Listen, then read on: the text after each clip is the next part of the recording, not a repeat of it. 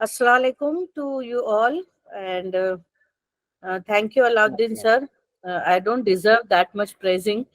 Uh, हम लोग जो भी कुछ थोड़ा बहुत यूनानी के लिए अगर हम कर सकते हैं, I'll always try my best to do such effort for यूनानी.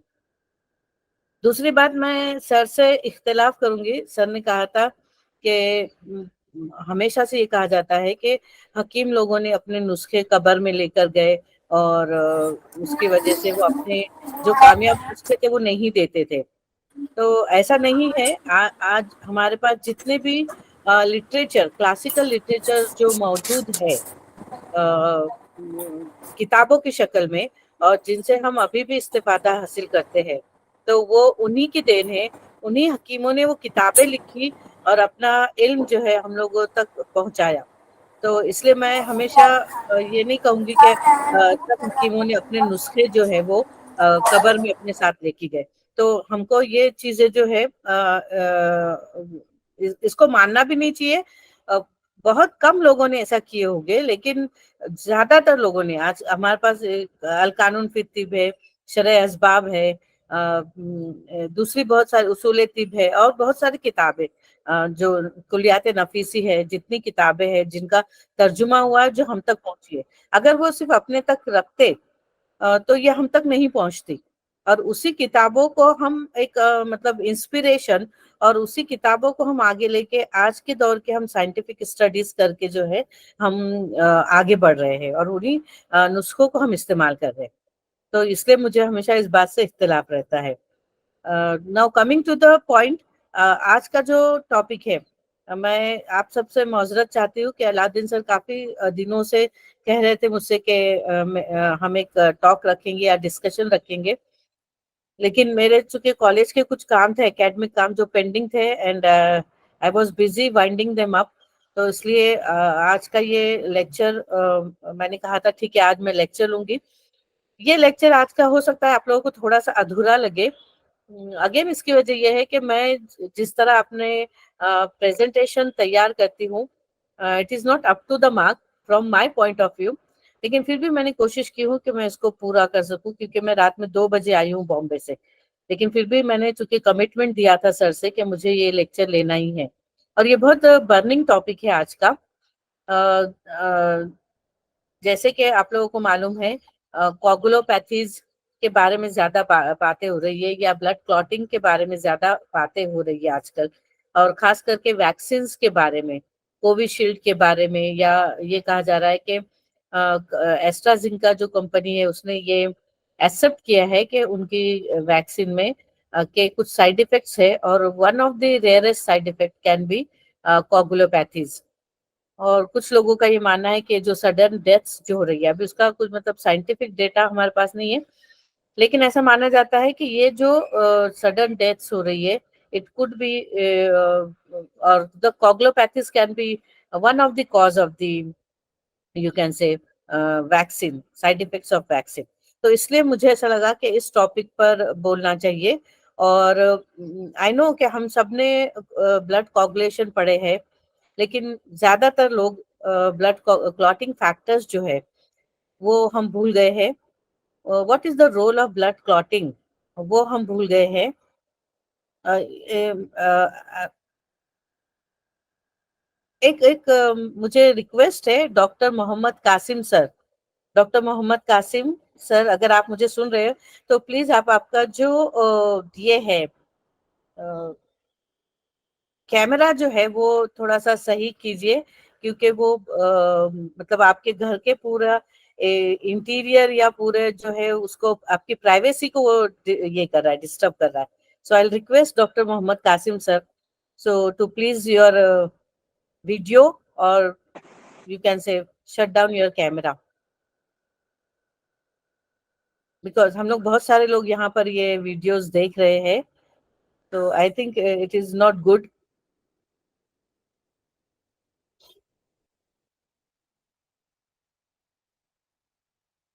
सो एक रिक्वेस्ट है मेरी आप सब लोगों से कि whenever we are on online, अगर हम रहते हैं तो ऑनलाइन के भी एक अपने प्रोटोकॉल्स होते हैं. So we should follow that protocols. Because it doesn't look good कि आपका कैमरा जो है वो मतलब बहुत गलत तरीके से इधर उधर शिफ्ट हो जाए. So I am sorry if I मैं अगर थोड़ा सा हार्श फील हो रही हूँ.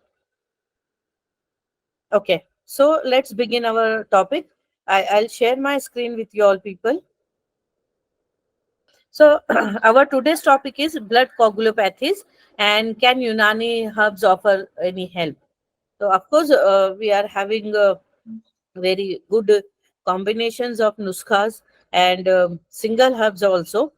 मैं मेरे लेक्चर के लास्ट स्लाइड्स में आप लोगों को चंद यूनानी दवाएं बताऊंगी, उनके मोड ऑफ एक्शन बताऊंगी और उनको कौन से स्पेसिफिक कॉम्बिनेशन में हम इस्तेमाल कर सकते हैं so that the coagulopathies can be prevented. ठीक है, तो let's go back to the presentation.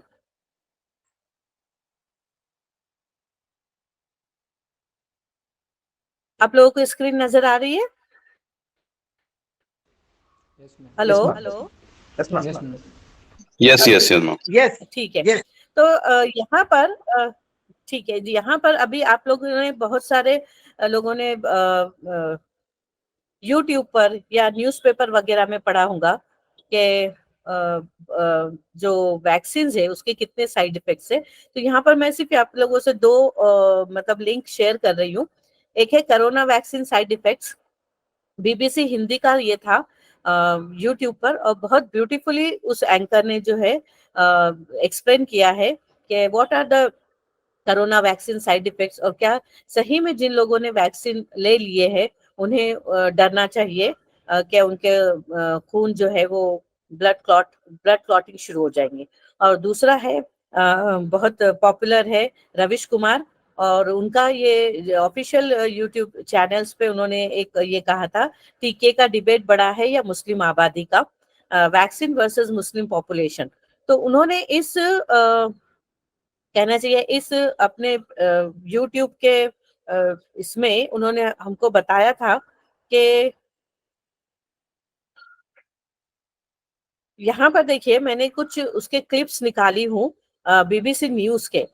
तो ये जो वैक्सीन की वजह से जो कोगुलेशन होता है या ब्लड क्लॉट हो रहा है, ये सबसे पहले किस तरह हाईलाइट हुआ. तो जेमी स्कॉट नाम के एक बंदा था, उसने अप्रैल 2021 में ये कहा कि वैक्सीन लेने के बाद उनके ब्रेन में, मस्तिष्क में खून का थक्का जम गया था, जिसकी वजह से उनके दिमाग को नुकसान हुआ था और इसी की वजह से अब वो काम करने के लायक नहीं थे. और देन ही file a case for AstraZeneca vaccine. और वो जब उन्होंने केस फाइल किए तो वहां पे इन सब चीजों को बहुत सीरियसली लिया जाता है. मैं भी, हमारे यहाँ हम फाइल नहीं करते हैं मतलब केसेस इसलिए भी, लेकिन वहां पर इन सब चीजों को बहुत सीरियसली लिया जाता है. और उसके इनके इस मतलब कोर्ट केस की वजह से एस्ट्राजेनेका ने उनको ये जवाब दिया था कि ये स्वीकार किया जाता है कि वैक्सीन से कुछ बेहद असामान्य मामलों में टीटीएस हो सकता है. ये कैसे होता है ये अभी नहीं पता है. ओके, मतलब ये वैक्सीन की कंपनी खुद ये कह रही है कि ब्लड कोगुलेशन होता है, लेकिन what is the mechanism of action और how the vaccine is contributed in causing coagulation of blood, they don't know. और फिर यहाँ के जो इंडियन डॉक्टर मुकुल अग्रवाल थे, उन्होंने कहा कि दवा या टीके के बाद शरीर में कभी कभी कुछ ऐसी एंटीबॉडीज बन जाती है जो क्लॉटिंग करवा सकती है और प्लेटलेट कम कर सकती है. ये एक रेयर सिंड्रोम है. एंड देन डॉक्टर चंद्रकांत लहरिया ने यह कहा था कि वैक्सीन के जो अंश हमारे खून में जाते हैं हमारे इम्यून सिस्टम को एक्टिव करके एंटीबॉडी बनाकर शरीर को बीमारी से लड़ने के लिए तैयार करते हैं. तो ये अगर आप इस बीबीसी न्यूज को सुनेंगे तो ये उसी के कुछ क्लिप्स मैंने यहाँ पे दी थी. And then what they said कि एस्ट्राजेनेका ने कहा कि एक रेयर कोगुलोपैथी हो सकती है and it is called as vaccine induced immune thrombosis with thrombocytopenia. और ये जो कुछ यूट्यूब के चैनल्स है आप लोगों ने भी काफी देखे होंगे, लेकिन इतने सारे में जो यूट्यूब के ये थे इसमें से मैंने ये दो निकाली थी, एक बीबीसी हिंदी और एक रविश कुमार का वैक्सीन वर्सेस मुस्लिम पॉपुलेशन. और उसमें ये कुछ क्लिप्स मैंने इसके निकाली थी बीबीसी न्यूज के, हिंदी न्यूज के. तो उसमें they have accepted it may cause a rare you can say disease which is called as vaccine induced immune thrombosis with thrombocytopenia and thrombosis with thrombocytopenia syndrome. अब इसको जो है हम यूनानी पस मंजर में भी समझेंगे। और यहाँ पर देखिए ये एक इनकलाब में आया था। एस्ट्राजेनेका ने दुनिया भर से अपनी वैक्सीन वापस मंगवाना शुरू कर दिया है। तो उन्होंने यहाँ पे ये लिखा है कि कोविशील्ड वैक्सीन बहुत से, क्योंकि इंडिया में हमने कोविशील्ड लिए थे, तो लिखा था बहुत से गैर मामूली मामलात में खून के जमने और प्लेटलेट की तादाद इंतहाई कम होने का सबब बन सकती है। और हिंदुस्तान में सीरम इंस्टीट्यूट के जरिए कोविशील्ड के नाम से तैयार करदा वैक्सीन में एस्ट्राजेनेका की वैक्सीन का ही फॉर्मूला इस्तेमाल किया गया है। तो इसलिए अब वो कंपनी जो है अपने पूरे वैक्सीन वापस मंगवा रही है। So coming to the topic, definition of blood coagulopathies. So what are blood coagulopathies? It is nothing but a bleeding disorder. और ये जो ब्लीडिंग डिसऑर्डर है ये दो तरीके से हो सकते हैं, जिसमें होता है एक एक जो है वो increase bleeding tendency. This is the most common type of coagulopathy and can be caused by a deficiency in clotting factors, platelets और problems with blood vessels function. तो ब्लड कोगुलोपैथी का सिर्फ ये मतलब नहीं है कि यहाँ पे खून जम जाएगा, बल्कि ब्लड कोगुलोपैथी का ये भी मतलब होता है कि इसमें खून के बहने का जो वक्त है, जो नॉर्मली 5 मिनट्स तक का होता है, यानी अगर आपको कहीं पे कट लग जाए या जख्म हो जाए तो खून कितनी देर तक बहता है, that is what is called as bleeding tendency. तो ये जो ब्लीडिंग टेंडेंसी है ये बढ़ जाती है और ये खतरनाक हो सकती है, क्योंकि अगर समझो कोई पेशेंट सर्जरी, अगर किसी पेशेंट की सर्जरी है और वो खून बहुत देर तक बहना जारी रहेगा तो बहुत सारा ब्लड लॉस हो सकता है. तो ये एक कोगुलोपैथी है और इसमें there are certain clotting factors, और उन क्लॉटिंग फैक्टर्स की कमी होने से या प्लेटलेट की कमी होने से या ब्लड वेसल्स के लीकीनेस बढ़ जाने से भी ये हो सकता है. और जो हमारा आज का टॉपिक है, it is about the increase blood clotting tendency, यानी थ्रोम्बोफीलिया. तो यहाँ पे क्या होता है, ये बहुत कम, it is less common condition where blood clots too easily. Normal clotting time जो होता है वो 5 to 7 मिनट्स होता है, तो ये कम हो जाता है. It can be less than 5 minutes, which can increase the risk of blood clot forming in the deep veins. It can देखिए, अगर ब्लड क्लॉट होने लगे तो ये जो ब्लड क्लॉट होगा ये वहां से डिसलॉज होके, जहां पर ये ब्लड क्लॉट हुआ है, it can be in a vein और it can be in a vessel, वहां से वो डिसलॉज होगा और एक एम्बोलिज्म की सूरत में it can go to the brain, it can go to the lung, it can go to the heart and it can go into the veins also. तो अगर हार्ट में चला गया, कोरोनरी सर्कुलेशन में फंस गया तो हार्ट अटैक होगा and it may cause sudden death. Then it may go to the brain और ब्रेन में ये जाएगा तो नेचुरली पैरालिटिक अटैक होगा या पैरालिसिस होगा. अगर लंग्स में चला जाएगा तो पल्मोनरी एम्बोलिज्म होगा, पल्मोनरी कोलैप्स हो सकता है. और अगर वेन्स में चला जाएगा, पैरों की वेन में या डीप वेन में जाएगा तो it may cause deep vein thrombosis. So these are, you can say, the serious side effects of thrombophilia. अब यहाँ पर जो कोगुलोपैथीज जो होती है उसको हम दो कैटेगरी में डिवाइड कर सकते हैं. एक होता है इनहेरिटेड, यानी ये पैदाइशी तौर पर होता है. और ये पैदाइशी तौर पर क्यों होता है, क्योंकि जितने भी 13 क्लॉटिंग फैक्टर्स है उसमें से कोई एक क्लॉटिंग फैक्टर जो है उनके जिस्म में नहीं बनता है और उसकी वजह से वो कोगुलोपैथी होती है. जैसे कि हम हीमोफिलिक फैक्टर 8 जो होता है वो अगर उसकी कमी हो जाए तो उसे वो पेशेंट को जो है हीमोफीलिया होगा. तो इसीलिए फैक्टर 8 को हम एंटी हीमोफिलिक फैक्टर कहते हैं. ओके. और कुछ होती है एक्वायर्ड. एक्वायर्ड जैसे कि अभी ये कहा जा रहा है कि it can be due to the side effects of the vaccine. तो ये हो गया एक्वायर्ड. तो what can be the causes of acquired coagulopathy. Acquired coagulopathy हो सकती है लीवर डिजीजेस की वजह से, विटामिन के डेफिशिएंसी से. There are certain medication such as aspirin, warfarin and heparin. अब ये एस्प्रिन, वार्फरिन और हिपैरिन में ये लेने से जो होगा कोगुलेशन नहीं होगा बल्कि ब्लीडिंग टाइम बढ़ जाएगा. Then any type of severe infection and auto immune diseases.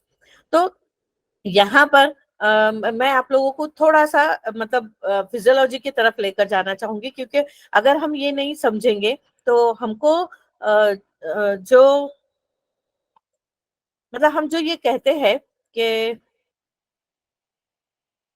अगर हमको किसी भी चीज के बारे में बात करनी है और अगर हम कोई साइंटिफिक लोगों से बात करते हैं, या अगर हमारे ही पेशेंट अगर वो पढ़े लिखे और हम हमको आके ये कहते हैं कि आप ये जो दवाई दे रहे हैं या आप ये जो क्लेम कर रहे हैं कि इट विल यू कैन से prevent us from blood coagulation, तो हमको उनको साइंटिफिक वे में जवाब देने आना चाहिए।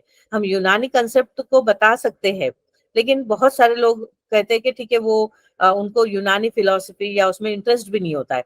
दे want to know the science behind it.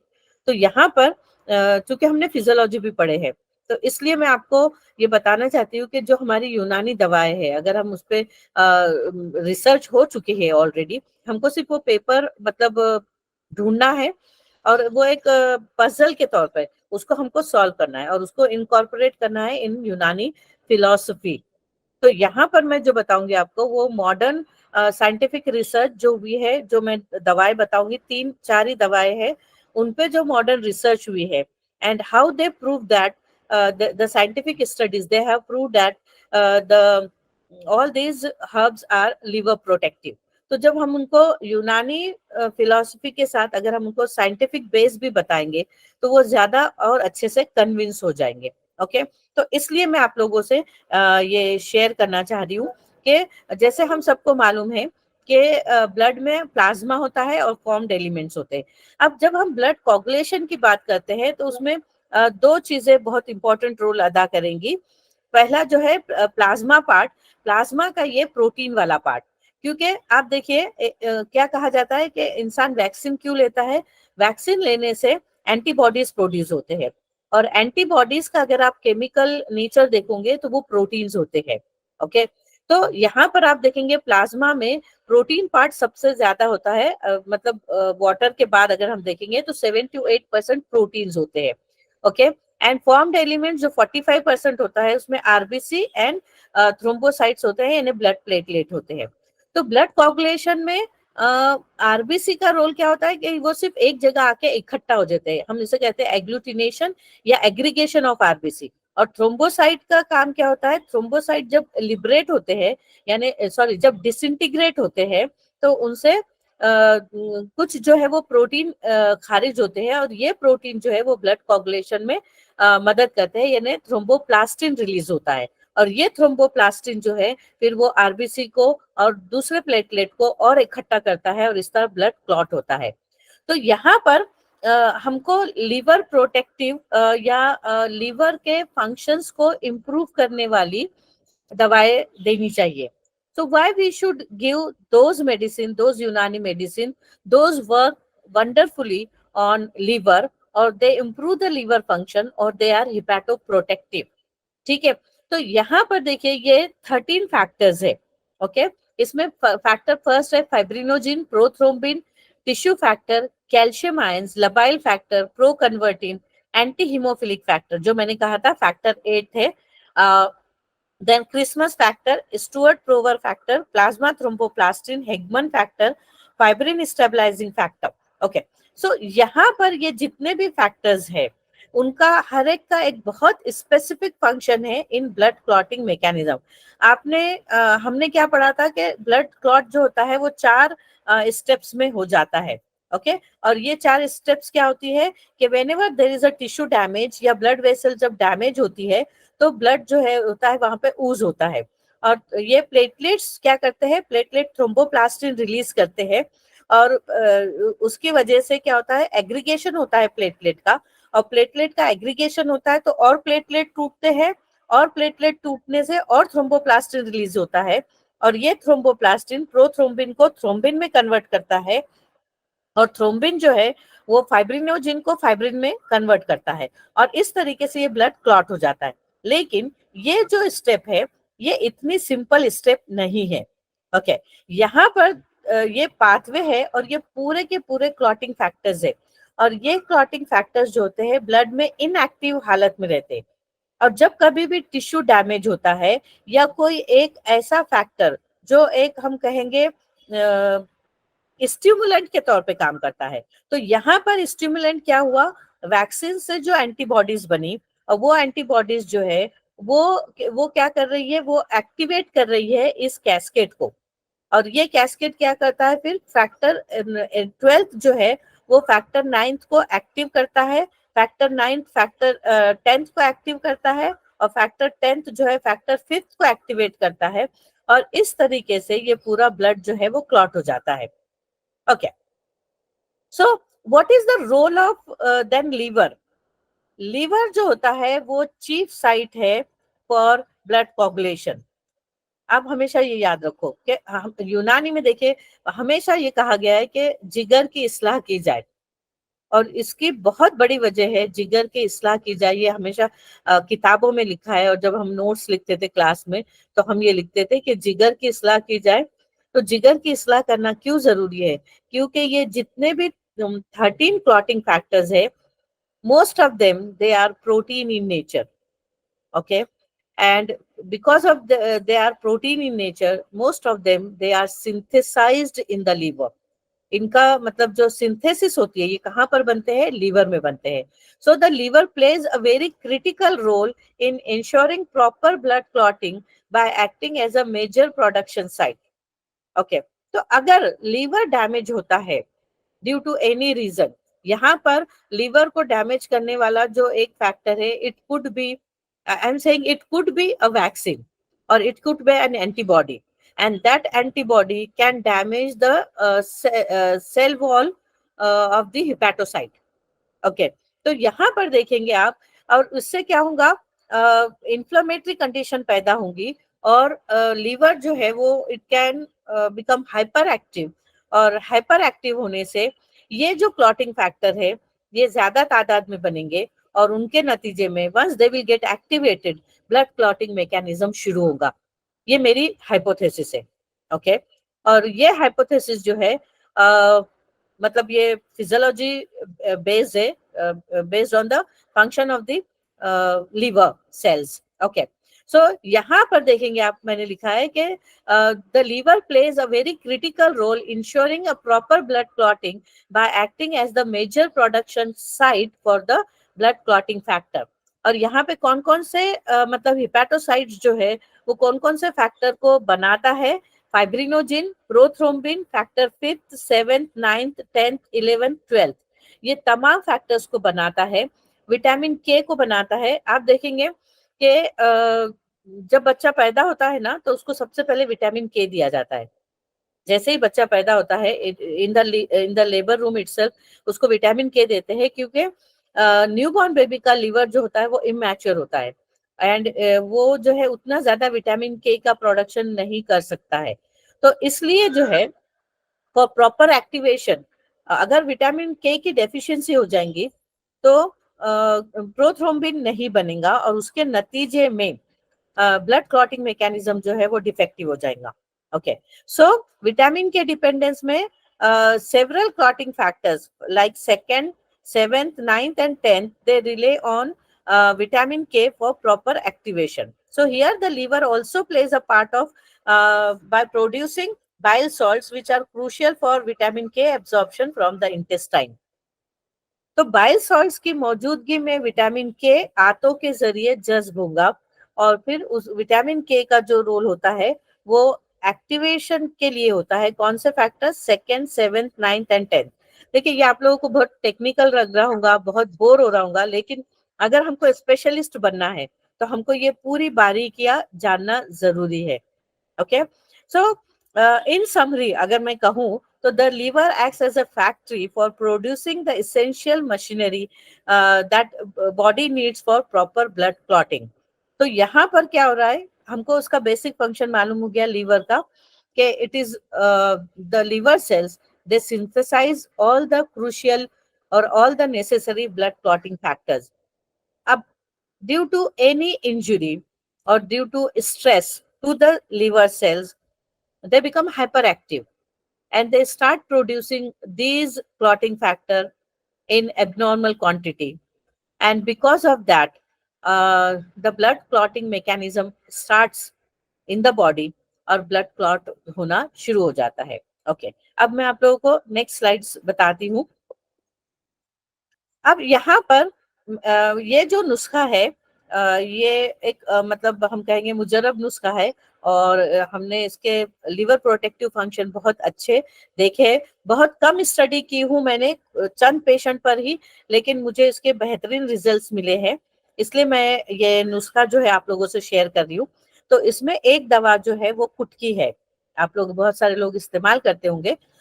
तो अब हमको ये अगर हमसे कोई पूछे पेशेंट के ये गुटके आप क्यों दे रहे हो, या इसमें क्या है और ये दवा किस तरह एक्ट करती है, तो यहाँ पर एक मैंने एक छोटी सी इमेज आप लोगों को समझने के लिए, या मैं कहूंगी रिफ्रेश आपका माइंड करने के लिए बताई हूँ।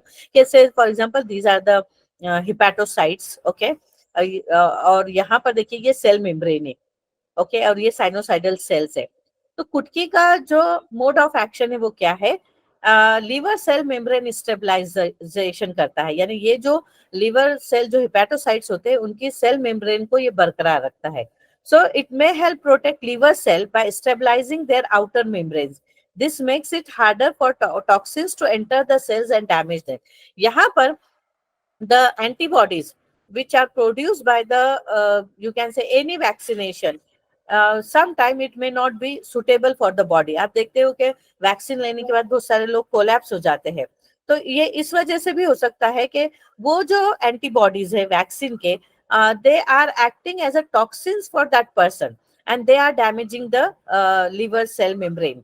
तो यहाँ पर ये जो लिवर सेल्स है, तो कुटकी क्या करेगा, जब हम कुटकी देते हैं पाउडर फॉर्म में या और किसी फॉर्म में, तो वो लिवर सेल के मेम्ब्रेन को स्टेबलाइज करता है, देन स्टिमुलेटिंग रीजनरेशन। देखिए इतना वंडरफुल मतलब मोड ऑफ एक्शन है कुटकी का, कि कुटकी में also stimulate the regeneration of the liver cell. तो अगर हम ये कह सकते हैं कि इवन अगर कोई पेशेंट ने लिवर ट्रांसप्लांट किया है, तो वी कैन गिव हिम कुटकी। So this is thought to happen by increasing the activity of nucleolar polymerase A, which is an enzyme involved in protein synthesis. Okay, तो इस तरीके से ये कुटकी का एक मोड ऑफ एक्शन होगा। अब यहाँ पर देखिए कुटकी में कुछ एक्टिव कंपाउंड्स होते हैं which are called as kutkin, picroside 1, picroside 2, and इस तरीके से ये जो है ये एक्टिव इंग्रेडिएंट्स है which has got a pharmacological actions. Okay, तो इसका एक्शन क्या है, एंटीऑक्सीडेंट एक्टिविटी है। ओके, एंटीऑक्सीडेंट एक्टिविटी जैसे आपको पता है क्या करते हैं, दे स्कैवेंज या वो खा जाते हैं जो फ्री रेडिकल्स घूमते रहते हैं बॉडी में, and these free radicals are very toxic to the body, they can cause oxidative stress. तो ये उस ऑक्सीडेटिव स्ट्रेस को कम करते हैं और ये प्रोटेक्ट करते हैं बॉडी सेल्स को। देन इसके अलावा दे एग्जिबिट्स एंटी इंफ्लेमेटरी प्रॉपर्टी। जब कभी भी हम कोई भी वैक्सीन लेते हैं तो it may cause inflammatory reaction in the body, और ये उन एंटी इंफ्लेमेटरी प्रॉपर्टीज होने के नतीजे में ये हमारे लीवर को प्रोटेक्ट करती है। Then it has got immunomodulatory effect. तो आप आजकल आपको मालूम है सब लोग इम्यूनो बूस्टर मेडिसिन के पीछे भाग रहे हैं, तो यहाँ पर एक सिंगल मेडिसिन से ही हम इम्यूनोमॉड्यूलेटर इफेक्ट दे सकते हैं, या हम कह सकते हैं पेशेंट को कि आप सिर्फ ये एक सिंगल मैं आपको दवाई दे रहा हूँ और इस सिंगल दवा से भी आपकी इम्यूनिटी बूस्ट हो सकती है। So it can modulate the immune response, potentially enhancing immune function or reducing excessive immune reaction. So the combination of antioxidant, anti-inflammatory and immunomodulatory action of Kutki, ये इसका botanical name है, so it can contribute to its overall therapeutic effect, making it a valuable natural remedy for various health conditions, including the liver disorders. Okay. दूसरा है पुनर्नवा। पुनर्नवा में again बहुत सारी studies हो चुकी है, साइंटिफिक स्टडी ऑलरेडी आप पेपर देखेंगे, बहुत सारे पेपर आपको मिल जाएंगे जिसमें ये जो है आपको उसके एक्टिव इंग्रेडिएंट्स मिलेंगे, अल्कलॉइड्स मिलेंगे, और इसका पुनर्नवा एक्चुअली ये इसका मेन रोल जो होता है वो एज अ डाययूरेटिक है, लेकिन इसके अलावा इसका एक और फंक्शन जो है वो एंटीऑक्सीडेंट एक्टिविटी भी है। So it contains antioxidants that may combat free radicals and reduces oxidative stress in the liver, especially in the liver. It also protects the liver cell from the damage. Again, इसका anti-inflammatory effect भी आपको मिलेगा, liver cell protection भी मिलेगा, and bile production and detoxification. तो ये जो पुनर्नवा जो है वो बाइल सॉल्ट का स्टिमुलेशन में भी मदद देता है। तो जिन लोगों में विटामिन के डेफिशिएंसी बार बार होती है, तो अगर आप ऐसे लोगों को पुनर्नवा देते हो तो वहां पे बाइल प्रोडक्शन सही होगा, विटामिन के एब्जॉर्प्शन सही होगा, और जो मतलब ब्लड कोगुलेशन का जो हम कहेंगे डैमेज हुआ है या जो मतलब गड़बड़ी हुई है, उसको हम जो है वो करेक्ट कर सकते हैं। And it is a liver detoxification कहते हैं ना, आजकल हम कहते हैं डिटॉक्सिफाई करो या टॉक्सिन्स निकालो बॉडी से, तो हम कह सकते हैं कि punarnava is one of the best detoxin, और it can detoxify the liver. Okay, the third is मको। आप सब लोगों को पता है मको की बहुत स्टडीज हो चुकी है। तो again it has got antioxidant activity, anti inflammatory and hepatoprotective effect. Okay, अब यहाँ पर ये जो है सोलानियम नाइग्रम जो होता है वो लिवर सेल्स को बचाते हैं, खास करके जो कार्बन टेट्राक्लोराइड के जो टॉक्सिन्स होते हैं उनसे जो है ये लीवर को प्रोटेक्ट करता है। And then the next is moringa leaves. Again आप देखेंगे बहुत सारी इंफॉर्मेशन है मोरिंगा लीव्स के बारे में। तो again it has got antioxidant activity, then anti inflammatory effect है, डिटॉक्सिफिकेशन सपोर्ट है। ये किस तरीके से? by increasing the activity of enzymes responsible for eliminating toxins and cell protection। तो हमको यहाँ पर देखिए, यहाँ पे this could involve stabilizing cell membrane and reducing cell death। तो लीवर को प्रोटेक्ट करना क्यों जरूरी है? क्योंकि ये मैम सॉरी क्या टू करेंगे, इंटरप्ट, बट वो मैम आपकी स्लाइड नहीं चेंज हो रही, आप बोलिए ma'am. Thank you so much. Slides नहीं नजर आ रही है? अब आ रही मैम, उस टाइम चेंज नहीं हो रही थी मैम स्लाइड।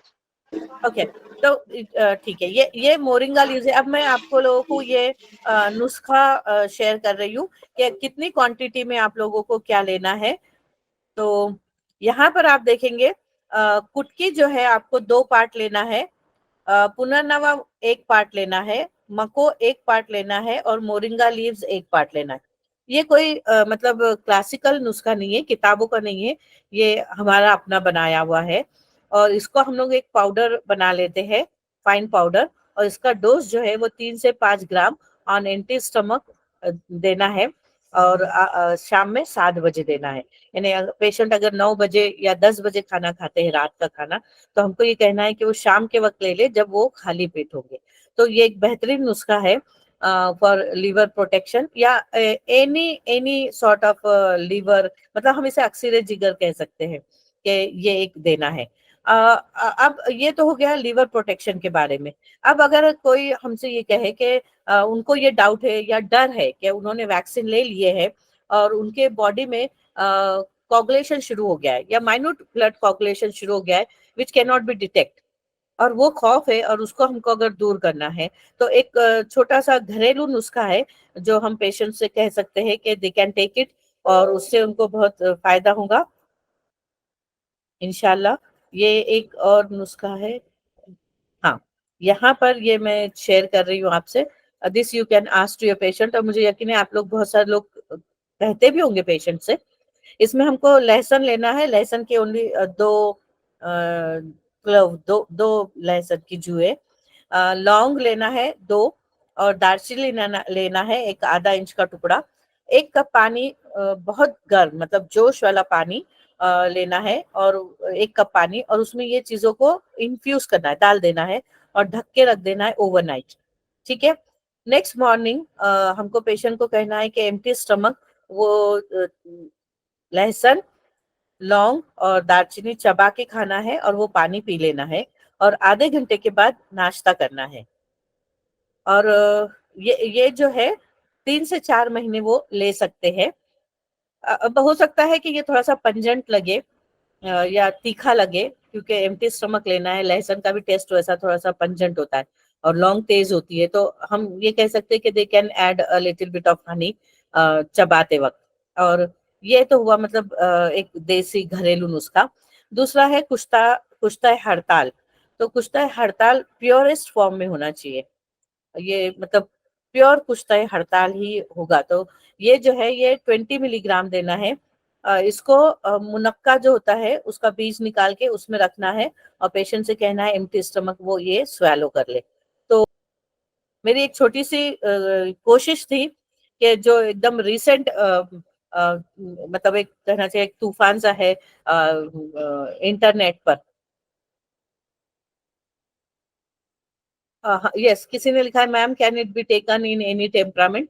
ठीक है, देखिए इसमें ये चूंकि गर्म मिजाज की दवा है जैसे लहसुन लौंग वगैरह है, तो हमको पेशेंट का मिजाज देखकर भी देना है। अ, ये एक मैंने एक छोटा सा नुस्खा मतलब मेरे जहन में आया था। ओके, तो लेकिन वो जो लिवर प्रोटेक्टिव है it can be given to any person, मतलब एनी मिजाज आप दे सकते हो। या बहुत सारे जितने भी हमारे मैं कहूंगी लिवर प्रोटेक्टिव की जो दवाएं है उसमें हमने अपनी सूझबूझ से और इंटरनेट पे जो लेटेस्ट रिसर्च हुई है उनकी मदद से हम हमारे फॉर्मुलेशन भी बना सकते हैं। और वो फॉर्मुलेशन हम एक या दो या तीन पेशेंट्स को भी हम दे सकते हैं। अगर हमको मतलब ये बना नहीं सकते हम पाउडर, तो मैं दबीदुल वर्द जो है का जो नुस्खा है वो भी बहुत बेहतरीन है। और वो मैंने मेरी मतलब फैमिली मेंबर्स को भी मैंने दी हूँ। Those patient those who are taking anti tubercular treatment, those who are taking streptomycin injection, ये मैंने अपनी मेरी सगी बहन को दिया था। And during the whole you can say line of treatment of 9 month उनको एक बार भी उनका लीवर फंक्शन टेस्ट जो है वो एबनॉर्मल नहीं हुआ। Okay, so these are my experiences which I want to share with you all people. तो ये अगर आप लोगों को आई थिंक अगर आप लोगों को पसंद आया तो बहुत अच्छी बात है। और अगर आप लोगों को लगता है कि इसमें कुछ और इस प्रेजेंटेशन में I should add something more, तो आप लोगों के कमेंट्स आर ऑलवेज वेलकम। आप डॉक्टर अलाउद्दीन के पास भी वो कमेंट दे सकते हैं या you can directly share it with me.